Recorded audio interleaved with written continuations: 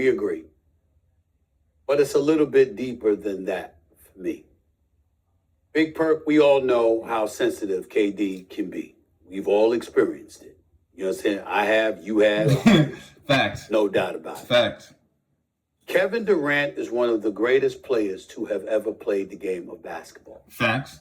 He is a champion 2 times over. He is a 2-time Finals MVP. He is one of the top 3 greatest scorers in the history of basketball. That's how gifted he is. And he's Olympic gold medalist and the whole bit. Top 3 though. Jordan, Kobe, and Steph. Most storied careers you will ever see. At some point in time, we need to talk about him like that. And you know how he would help? If he acted like he cared.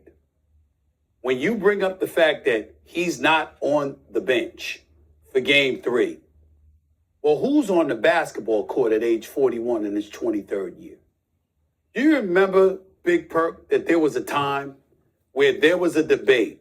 Who's the greatest player in the game? Is it KD or is it LeBron? Years ago, we were... No, it was a furious debate, nigga. Where were you at in 2017, 2018, 2019? Shit, 2014, 2013, 2012. Where were you at when these two was going head to head?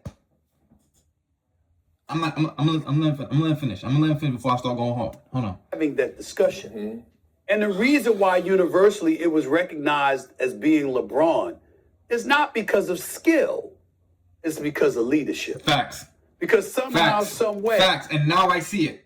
Now I really see how vital leadership is when you're the best player, my nigga. We look to you. Not only for you to drain shit, we need the motivation. We need to feel like we can overcome, bro.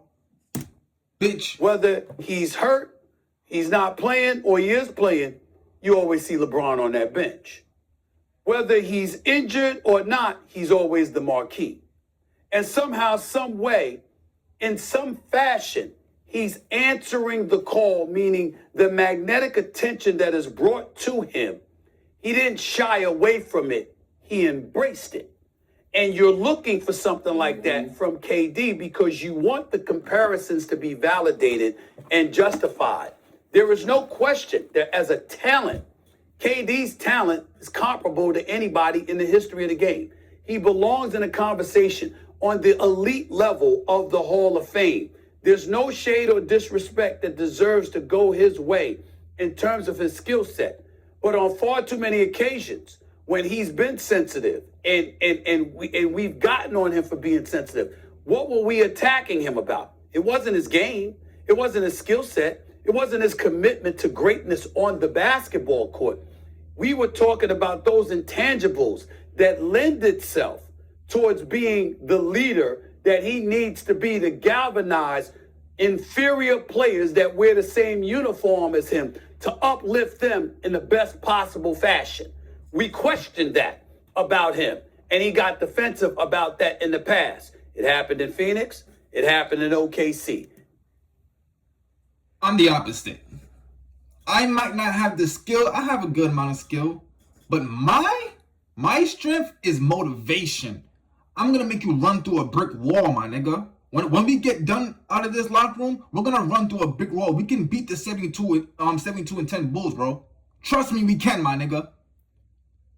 I don't know why KD don't have that in his chest, my nigga. I don't, it's sad, son. Happened in Golden State because it didn't need to because you had Steph Curry there, and that wasn't his role. It happened in Brooklyn, too.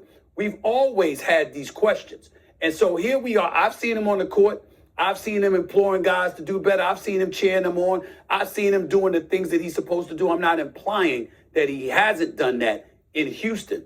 I'm saying game 3, unfortunately, reminded others of what he hadn't done or wasn't perceived as doing for years and years and years throughout his career, which is what separates him from being in the conversation with the other dudes. Because ultimately, we have to look at your resume. And we have to sit up there and say, outside of being in Golden State, where you were clearly the best player, but you were not necessarily the leader that was Steph and Draymond. The fact of the matter is, everywhere else you've been, they've come up short. And since you've departed from Brooklyn years ago, what have you really done in Brooklyn, other than the time when Kyrie and James Harden, Kyrie was out, James Harden was playing hurt, and you almost beat Milwaukee? What have you done? We're looking at that and we're asking those questions because one of the greatest players we have ever seen is consistently home too damn early, and it doesn't seem to bother him nearly as much as we believe it should. Period.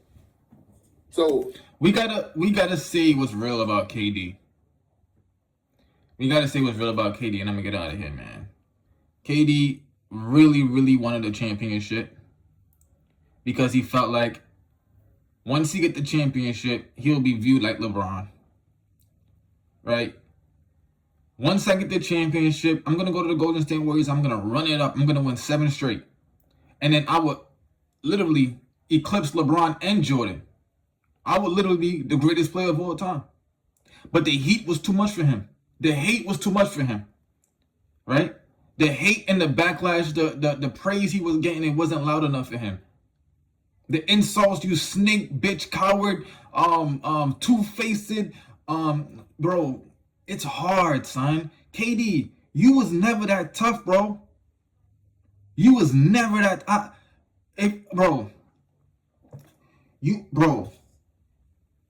you was down 3-1 to these niggas. No, not these niggas. You was down 3-1 to your rival. No, you was down to Steph Curry. No, you was down to a 73-9 historical greatest team of all time.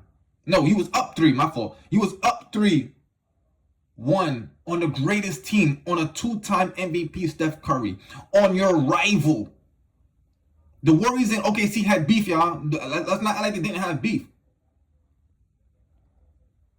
Right? You went to them a month later. These are your best friends. You joking up and laughing with them and shit. I don't give a fuck if y'all hate me. This is my bros. These are my bros. But you do give a fuck if we hate you, bro. Because you left. And since then, you thought you could do it on yourself. Maybe I was gassing you up. But you thought you start smelling yourself and thought you could do it by yourself. Now look at you. Your career is undebatably in ruins. It's undebatable. It's so evident that you can't do shit by yourself. I feel this nigga's no call game 3, no call game 4. KD is left alone, my nigga. This is what he looked like by himself, bro.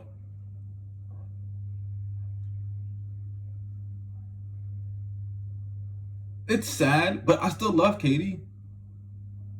But I have to accept the fact that he's not what I thought he was, bro. When new information come, you have to rewrite what's going on, bro. When Kevin Durant walked down LeBron James in Game 3 and shot that 3 in his eye, and then came back the very next year and said, "What's up?" And LeBron said, "You got it." And he came back and did it again from 4 feet further back. I said, there's no way you can call LeBron James better than Kevin Durant. And I was ready to die for that.